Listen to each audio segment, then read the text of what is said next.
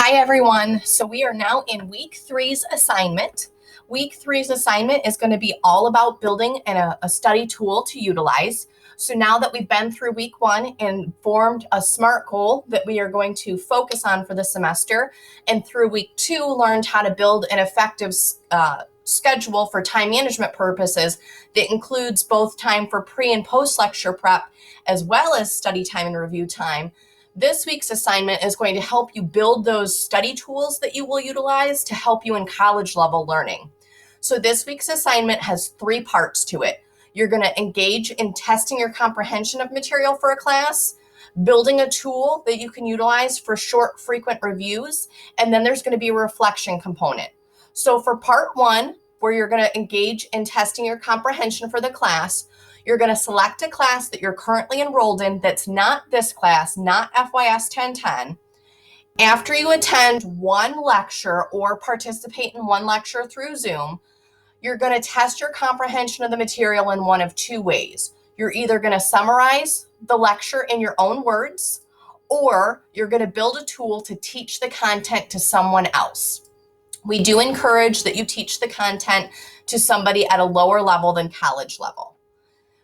For summarizing in your own words, if that's the choice you make, please plan to complete a summarization of your notes. And you can either do it in written or you can do an audio or video file to walk me through the summarization of your notes, but then also supply a copy of your notes that are legible that I can read to verify what notes you took in class. If you choose to teach the content to someone else, then please plan to create a lesson plan of sorts. It can either be a script of how you would talk through it, or again, you could create a video of yourself teaching the content, but also make sure if you choose that option, you still submit a copy of your notes.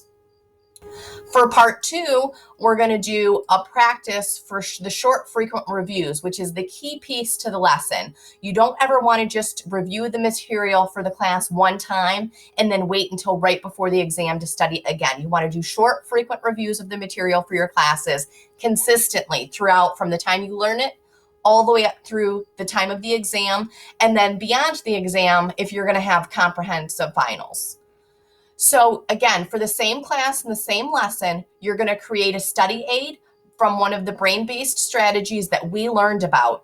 So you cannot do this assignment if you have not watched the lecture for this week.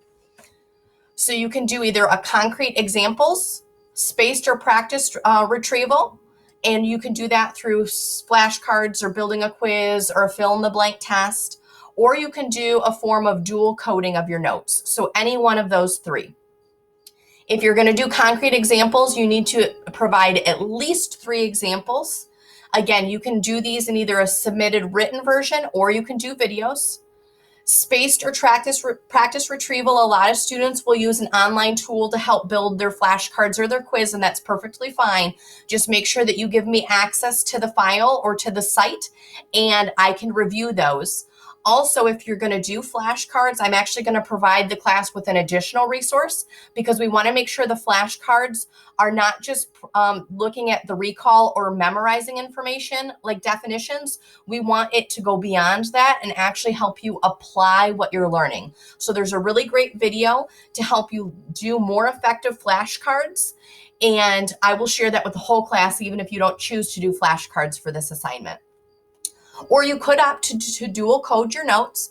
Dual coding of your notes is taking them and putting your notes in a different format. So if your professor lectures verbally, you're going to make pictures or diagrams of what they talk about.